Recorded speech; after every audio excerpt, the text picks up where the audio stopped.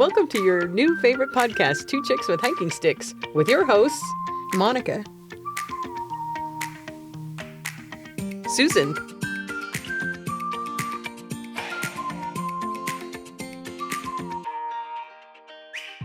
Welcome to your new favorite podcast, Two Chicks with Hiking Sticks. I'm Susan. I'm Monica.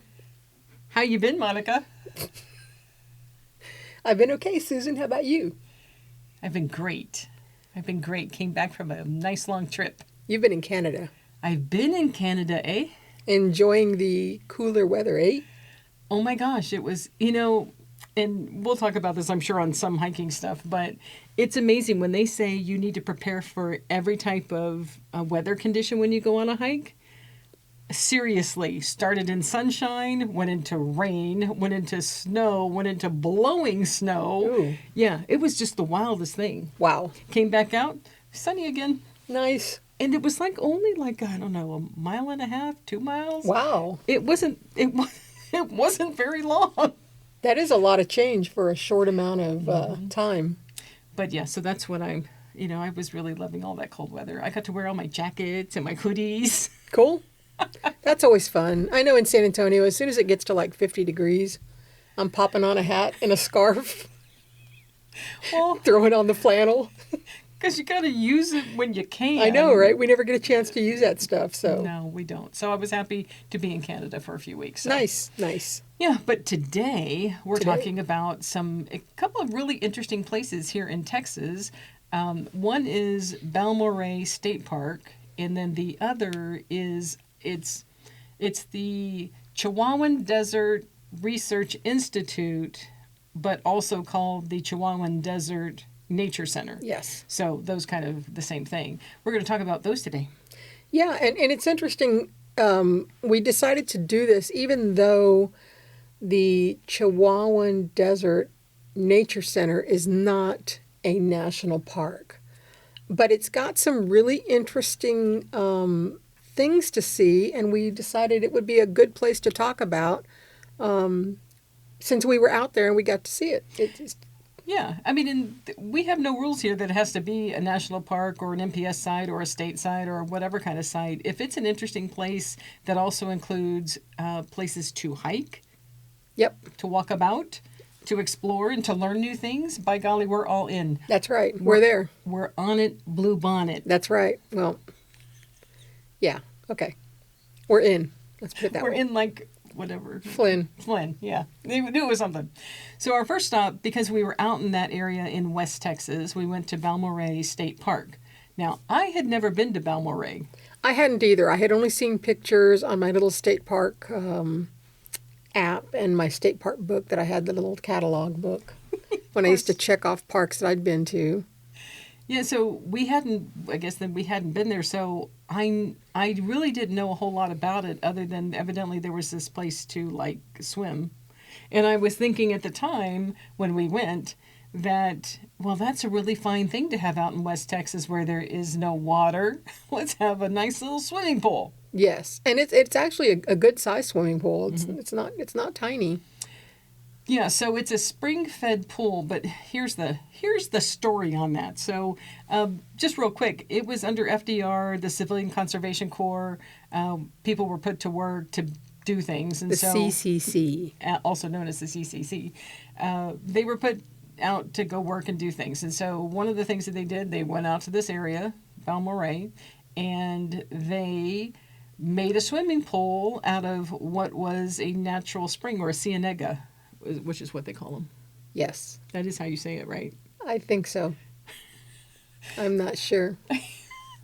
Well, so they did this around, 1936 or so. They built a swimming pool. And in the process of building this wonderful swimming pool, which really is big, it's like a double-winged swimming pool. It's naturally fed spring. And in the process of doing that, they ruined it. Yeah. Sounds about right. Yeah. So they were like, oops, we see a decline in the, aquatic life. The aquatic life, Whoops. The rare species, it's like, oopsie doo, did anybody notice that? Well, yes, they noticed Well, the that. wildlife noticed it. But we'll get into that in just a second. But when you drive into Balmorhea, and Balmorhea is named after 3 individuals. Yes. I think it's like Balcom and Morrow and Ray. Those are the beginnings of the last names of the 3 men that it is named after. Yeah, and we were corrected. I think it was Charlie over at Davis State Park that told us how to pronounce it, because I was calling it Balmorhea. Well, I was calling it Balmorhea. Yeah. Because there's an A at the end, that's what you do. But anyhow. But yeah, so it was named for these 3 men. But you drive in and it's pretty much the swimming pool, a lot of picnic areas, and a lot of places like swing sets. And a little motel court. And then there's this San Solomon Motel Court that was also built by the CCC. Yeah, I had no idea that there was like a little tiny hotel there. That not a lot of rooms, but I think they have like 18 units. Horseshoe kind of motel court. Mm-hmm. Which for the place that it is, and then they have really nice area for RVs and stuff. Yeah. I thought that was really nice. Yeah, they've got some nice camping areas, and then really it's just the dressing rooms that are huge. And big dressing rooms, and then the pool itself, and of course the office. Yeah, but to me, I mean, of course, we went probably, I guess, at an off time, but I can't imagine that place full because it would be crazy because there's a lot of space and a lot of, again, picnic tables and swings and a lot of recreational areas out there. And then you've got water involved, and they don't have life duties on duty. Lifeguards. Life duties. Life duties on duty. I have a life duty, excuse me. Yeah, so they aren't on duty, so be careful when you go out there, because the swimming pool itself can actually go down to 25 feet deep. Yeah, it's a really pretty pool. It's just kind of a weird. I've never seen a pool shaped like that. It's kind of a strange, shape. 2 wings in a circle. Yeah. Whatever that would be. Yeah. And there is over by the RV area a little a little place to park and an overlook. Yes, that overlook. So, yeah, if you go by where the RV area is, which, again, is a really nice area because it's covered concrete, like picnic table areas, and then they have, like, a place you can grill or whatever. It's really nice. But you can then take a walk from there up to an overlook because as they realized that they had damaged the springs when they did the pool, they like, ooh, we got to bring back the native species again, those rare little species of fish or what have you. And so they then built new cienagas, 2 new cienagas. And so now you can get to a place where you can get up on a platform and look down into it. And the waters really are clear. Yeah, the water is beautifully clear, and you can see the little areas where they're bubbling. The water's bubbling up from the springs in some areas. Yeah, so they had to manufacture that. Yeah, they did. They had to make it again. Yeah, well, because that happens. Yeah. But the thing I thought was interesting about it, just wow kind of facts, is that 15 million gallons of water, 15 million gallons of water flow through the pool each day. That's crazy, right? Each day. I mean, each day this is happening. It reminds me of Aquarena Springs in San Marcos, which also turned, but now they didn't destroy anything, but when that big hotel was there on the end, they kind of portioned off a section of the springs and made it a big pool. Yeah. Anyway, that just reminded me of that when we were there. Well, and the other thing I thought was interesting, because I was like, well, how big is this in comparison to other spring-fed pools, particularly here in Texas? Because something I was reading about the Balmorhea swimming pool was that it was the largest spring-fed pool. And I said, I didn't know that. What about Barton Springs up in Austin? Because that's a spring-fed pool. It's bigger than Barton Springs? Well, that's just it. So it depends on how you're reading it, but Barton Springs is on 3 acres. I think Balmorhea is on 1 point something acres. But maybe it's the flow of water. I was going to say, maybe it's how much greater. water goes through, yeah. Yeah. And so the water that, flows out of Balmorhea goes into Balmorhea Lake, which is then used to help sustain the community and the local farmers and all. Yeah, so pretty cool. It was a nice little park. There wasn't much to it. No hiking. Yeah, I mean, again, just a short walk from the RV area to the platform to overlook the new cienagas that they built. Yeah. But yeah, I mean, pretty much again. But I was going to say, if you do decide to go there, I remember the park ranger telling us they were going to start putting or they had already started putting reservations in place. So if that's some place that you're going to be out in West Texas and you're going to stop there to go for a swim, make sure you check the website before you go. We'll link it in the blog post to make sure that you put your reservation in. Because I can imagine that place just getting crazy crowded. Yeah, especially in the summer. Yeah, because there's not a ton of parking to me in relation to the space that can be occupied. Right. So yeah, right. you'll want to prepare in advance because that place out there is dry. So that's the only wet place it seems. Yeah, yeah. It's the local watering hole for real. Literally, it's a local spring watering hole. So which, to me, the juxtaposition of seeing this Balmorhea and this pool and knowing how much water flows through there, and then the other place that we decided to visit, the opposite, was the complete opposite. We headed out towards the desert. Yeah, so we headed, again, near Fort Davis, well, actually in Fort Davis, the Chihuahuan Desert Research Institute. And then within that institute, they have a nature center, which then also has many different things within that nature center. So there's the botanical gardens, there's the pollinator garden, there's a cactus museum that has like over 200 species of cactus in it. But it was interesting, I thought, the story about how it was created or how it was made or how it came to being is that it was people at research. I don't know, was it in Sul Ross that they were doing this research? I don't remember how these people came to be. I think it was Sul Ross. I think so. Because it was founded back in 1973, the CDRI, so it's the Chihuahuan Desert Research Institute, was founded back then. It didn't become like a nature center until much later, but the Research Institute actually purchased 507 acres of land out here in Fort Davis. And from there, then they built the Nature Center, and then they have a visitor center that was open probably like in 1998. And I highly recommend, because when you drive up into it, one, it's a mile kind of off the road, so you're kind of like driving off into, it doesn't seem like a whole lot in West Texas. Right. But you drive enough that then you get to where the visitor center / the beginning of everything is, right? And you go inside there. I thought it was really cool. It's a nice place. It's a nice place. And it is definitely in the middle of the desert. Yeah. Yeah. I mean, that's even though you know that Fort Davis is, 5 minutes? Yeah. 5 minutes from there, you drive through there and you're like, there is nothing here except for this place. That's what it looks like. It's amazing. Well, just to step back real quick on Balmorhea, you know what the population of Balmorhea is? No. Like the city?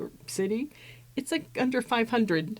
Oh, really? Yeah. So there's like people that go there are coming from other places to go to the pool. So anyhow. That's the only reason to live there is to go swimming. But that helps you understand then, now you've got this research center or research institute that's out here bought 507 acres and their dedication to really educating and preserving and it just is really kind of cool in the stuff that they do in the community to help even kids in school. They could do field trips out there. Yeah, and I think you're right. I think it was Sul Ross. The gentleman was explaining to us how they came about on the research part. Mm-hmm.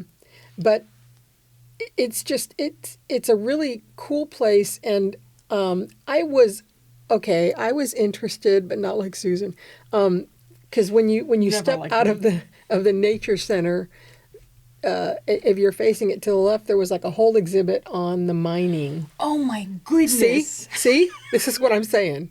I walked through it and I was like, okay. Susan was like, I'm going back. Well, okay, so let's go real quick back to the visitor center. So you go into the visitor center. They have a really nice little gift area, gift shop. Yes. So you can buy things like a T-shirt, and many other things there too. And then they have like an information desk. So there's a dude that was sitting behind the information desk, and he was helping us understand things. And also where you can buy these. All of them. They're like $2.50 a piece. Hardly anything. So exciting. Well, because they're all your trail guides, and then the grass exhibit, and then trail guides and maps and botanical gardens and the Cactus Museum collection.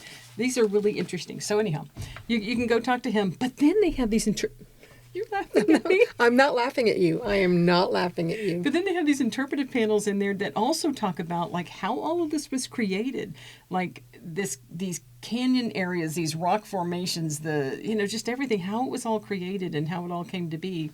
And then you step outside, like Monica said, and I was like, what? What is that? It was the Happy Jack mining building, and we had to go and look.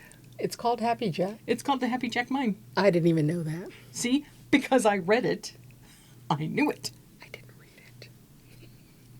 But it was really cool because when you went through it, they really had like the tools of the day. And I mean, this is old. Yes. I mean, it's like probably 100 years old. They had the tools of the day. They had kind of like what it was like, the carts that they used to bring up the ore, and and then they had this really neat map that showed all the different mines in the area, and then it showed what they were mining for in those mines. So you knew if they were mining for gold or for copper or for whatever it was that they were mining for. Now, that was interesting. I remember looking at the map thinking I had no idea. I mean, I knew that there were mines in the area. I had no idea there were that many mines and that they were mining for that many different things. Yeah. And I was really surprised by that. because it was a lot of mines, and the only ones that are depicted on that map are the most significant ones. Right. So we don't even know what else was there. Yeah. But attached to the mining thing, I thought was also kind of cool. They have Dynamito, I think is how you say his name. They have this replica of a donkey. Yes. And they have a little story about the donkey and how he was born in the shaft or in the mine. And then at a couple of weeks old, he was brought back up to the surface. And then at 3 years old, he became a working donkey. in Poor the little mines. guy. Dynamito. That's just, yeah. But I thought that was really nice that they honored him that way. Yes. So anyhow, there was that. So I took You lots gave of up pictures. your life to be in the mine, so we're going to make a little replica of you. Yeehaw. So that was really fascinating, I thought.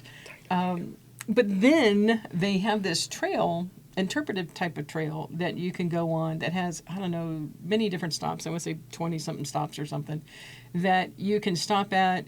Nice little map, tells you kind of what you're looking at. And again, the whole purpose of the walk is to really understand the native species of the Chihuahuan Desert. Yeah. And that was nice. There were, the stops were pretty clearly marked with a number. You don't have to follow the exact trail. There were a lot of little cutoffs and cut-arounds. But eventually you'd catch up to where you were supposed to be. But they were pretty clearly marked, and very interesting to see what the differences were in all the flora and fauna that were there.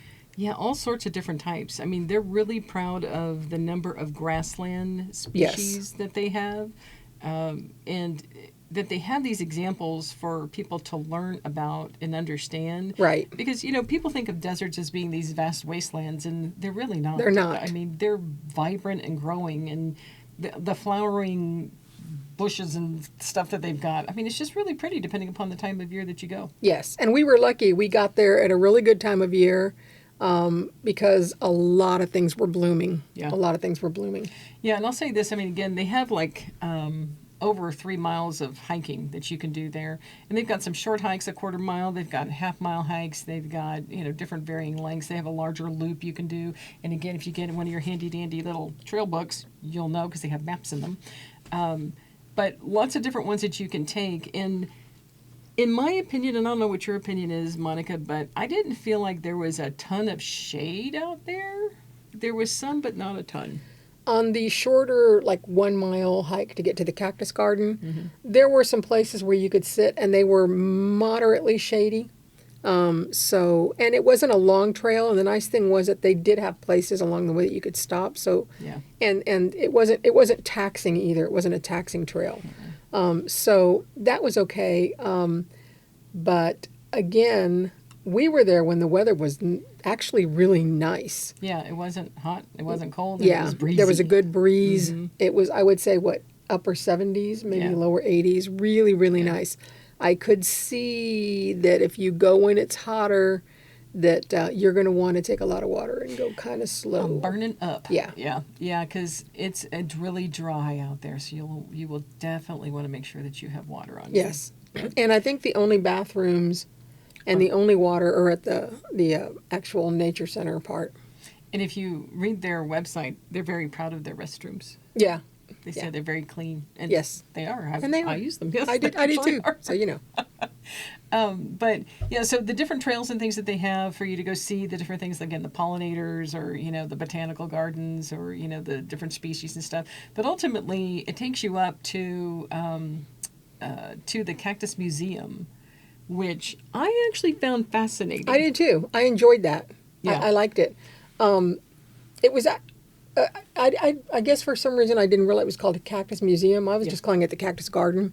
But they have, it's like a big giant greenhouse of hundreds, right? It's over 200. It's like over 200 species and subspecies of cactus. Of cacti. And we were in luck because I would say that at least half of them, probably more, were in bloom. Yeah. Gorgeous. Which, I fell in love with trying to understand cactus when I went to Saguaro National Park. And I bought one of those placard things that you can buy, the laminated sheets that describes all the different kinds of cactus. Because I was like, of course you did. I was fascinated by the different types that are there. And then you go to like Joshua Tree National Park, and there's different kind there. I mean, it's like in our little southwest areas, there's lots of cacti. Well, if I'm not mistaken, if I remember reading that correctly, it's not just the southwest area of the cactus that they hold. They hold, aren't there something like 500? Different species, and they have over half of them there. Yeah, they do. Something like that. It was. I was really impressed with the amount of cactus that they had there. But you walk in and you just see tables and tables and tables and tables and tables of cactus. And I have to say, they're labeled very nicely for you to know what kind of cactus it is that you're looking at. Yeah. Because we may know the short, easy name, but there's actually a really long, formal name. Right. But it tells you what all of that is. Yeah. It was, I loved that part. I really did. I enjoyed it. Yeah. Kind of reminded me of my mom. She always kept a little cactus outside the front door, a little pot with a bunch of little cactus in it. Just, Yeah, and they had succulents too. Yes. So, yeah, cactus and succulents. Yes. But that was really cool. And the other thing, so you walk in there, and of course, it was warm in there because she died. I was fine. It's like, oh, water. But it's supposed to be because it's a desert. It's a desert. There you go. Oh, so, and there was a little cat. Wasn't there? Oh, yeah, there was. Hanging out. And he is a fixture there. Yeah. He's like part of the scenery. I kept hearing this little bell, and I was like, what is that? And then when we walked out of the cactus garden, there he came with his little bell on. Cute cat. He said, ring my bell. Oh. How you managed to get that into every podcast.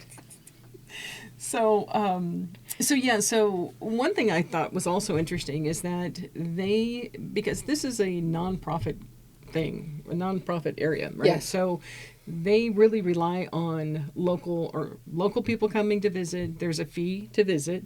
And then for donations and all, that's how they really survive. Yeah. And didn't I have the reciprocal? Yes, I think you did. I belong to the botanical gardens here, and they honored the reciprocity for the botanical gardens. Yeah. Yeah. Which it's not expensive. I want to say it was like for a full blown ticket, it's like $6.50 or $7. Yeah, it wasn't bad. Much. Yeah. And again, when you know that it's really going towards their work and what they do, because they do partner with universities that have students that want to do specific studies. Because one thing that's posted is that you can't go in there as a regular person and go in there and start taking seeds and go, I'm gonna go plant my own cacti or whatever. Right. You can't do that, but you can get permission if you're doing a study at school and you need to take a significant sample of something. You can get permissions to do that specifically, but you have to justify exactly what you're going to do with it. Right. Yeah. Right. But again, like I said earlier, one of the key things that they do is that they do these things for kids that are in grades 1 through 5. They have these preset programs that you can sign up for. So they're really doing that for local counties that are in the area, I believe. And they can do adult ones as well, but you have to call them for those specifically because they may not have one that's suitable, because they're all suitable currently for the younger kids, but they can do them also for adults. Yeah. It was just a really, really neat place. And again, I kept thinking of, the fact that less than 2 hours away, there's springs with all this water Yeah. being generated from the ground, and then you're in this desert that has no water to be seen anywhere. Yeah, fascinating. It's crazy. Yeah, it is fascinating. And at least they take advantage. All of their energy is either through they get their electricity through solar and wind. I think about 60% of the visitor center is powered that way. I think that the Cactus Museum and the well pump are covered through another kind of solar and wind. But then the rest of it is through like all in all, 100% is basically through renewable energies. So, which is kind of cool that it's done that way, because you would like to think that they're about preservation, they're about keeping these things alive, Right. and they're really trying to contribute back to nature. So I thought that was really cool for them. Right. Yeah, I think it's definitely a place that's worth your time to go out and see. And honestly, initially we weren't even going to go there, Yeah. because we were at Davis Mountain State Park, and we had looked at the map, and it said Chihuahuan Desert Nature Center, but somebody had put the tag way down on the south part of Texas map, right? Yep. So we were like, okay, too far. Yeah. And it was Charlie, the ranger from The Interpretive thank you, Center. Charlie, from the Interpretive Center at Davis Mountain State Park. He was like, Yep. "Are y'all going to go to the Chihuahuan Nature Center?" We were like, "No, it's too far." And he said, "It's 5 minutes outside of the city." We're like, And what? we're like, "What?" Well, So- they could do a better job on the map, but it really was 5 miles. Yeah. I mean, it wasn't even that far. So it's like, well, heck yeah, we're going to go. Yeah. And in fact, we were just talking earlier about we want to go back and do all of the trails. Yeah. Because they have a larger trail, and I think it has like 220 feet of elevation gain, which isn't too bad. But it's a larger loop that'll go around and take you through some of the canyon and some overlooks and stuff. So we definitely want to go back and do that. Yeah, most definitely. Yeah. It was a lot of fun, and I will say, just as a side note, we didn't make it there, but about an hour from hour and a half. Balmorhea, hour and a half, Yeah. is Monahans, Texas, and Monahans State Park. Monahans Dunes, State Park, Sand Dunes. Yeah, I don't know. I don't know, but I've been there. It's sort of like a mini White Sands. So if you're in the area and you have time, we didn't get there, but you might want to just run by there too and just take a look. It's a really interesting place. And again, to me, it kind of still blows my mind. You've got just dunes upon dunes, spring-fed, pool, all this water being generated, and desert. It's You get just such a everything. juxtaposition right there. It's crazy to me. Yeah, West Texas. And gotta love mountains, desert mountains. Yeah, don't forget the mountains. Yeah, don't forget those. And just one last thing about the nature center is that they have a bird blind, that's which right. is like a really big deal out there. So if you go out there, there's a fenced area which is protecting all the plants and stuff, because obviously there are lots of critters and things out there that would like to munch on those. So they have a fenced area, and then outside the fenced area, you can walk along the fence line and get to the bird blind. It is ADA accessible, but you're there, and you can sit in there too. You can go and see, and there's like birds and stuff that come by. I forgot about that. Yeah. If you're a birder, that whole area of West Texas really is, if you're a birder, you want to be there when the migrations are happening in the spring and the fall, because there's a ton of places to sit and watch for birds. Yeah. But I'd forgotten about that. Yeah. Yeah, that's a really cool part. You just have to get your mind to think it's on the outside of the fence, because if you're on the inside of the fence, you got to get out of the fenced area to get over to the Right. bird blind. But it's worth it, because again, the species of everything they have there, whether it's the cacti, the succulents, the what have you, the pollinator garden, what have you, it's worth it to go check out and take a walk Definitely. through it. Definitely worth it. So Again, the trails that we went on were pretty flat, pretty unobtrusive. On the interpretive one, or the one where had the numbers and stuff, you probably don't need a hiking stick, but it doesn't hurt you to take one anyway. yeah, and that's why it's really important to read if you can. Again, it's a $2.50 I think for these books, but they're really helpful, and they'll tell you, because the one, I'm going to say it's the Modesta Canyon, might be the longer one, that is like the 220 feet elevation, which you would definitely want to take your sticks on. Yes. But if you're just kind of going through the nature center area and going through the garden path, so to speak, I think that is Yeah, relatively flat. you don't need that. But take water. Oh, plenty of water. Try not to go in the heat of the day. Don't Again, take a hat. take a hat. Take a chapsticks. Put some sunscreen on. On a side note, I have been reading about a lot of deaths in Arizona. Hikers that have been going out there unprepared. One young lady who apparently died there, she was some kind of social media influencer who was a seasoned hiker. I saw a video of her. She was wearing shorts and like a crop top, and she was like, "I'm going here," and they couldn't find her like not even an hour later. But people underestimate the heat in a desert. Now I know it's not as bad here yet as it is in Arizona, but still, be prepared. Don't go to these kind of hikes in the middle of summer in the middle of the day. Just don't do it. There's no reason to do that. Get there early. Do it. If you feel like it's getting hot, turn around and go back. Yeah, there is no shame in that. That's right. I always remember it's being responsible, not rescued. There you go. Yeah. Be responsible, not rescued. Yeah. You heard it from us. That's right. So, anything else? No, I think that's it. We covered some pretty neat things out in West Texas. We encourage you guys to get out there and check it out. That's right. And remember to hike your own hike. Hike your own hike. Remember to subscribe and like us because we like you. And share. Sharing would be great. We would appreciate the shares, the likes, subscribing, any of that. Any of that. We'll take it all. Any and all. All right. Well, I guess until next time, as we said, hike your own hike. Hike your own hike. We'll check you later. See y'all later. Bye. Bye.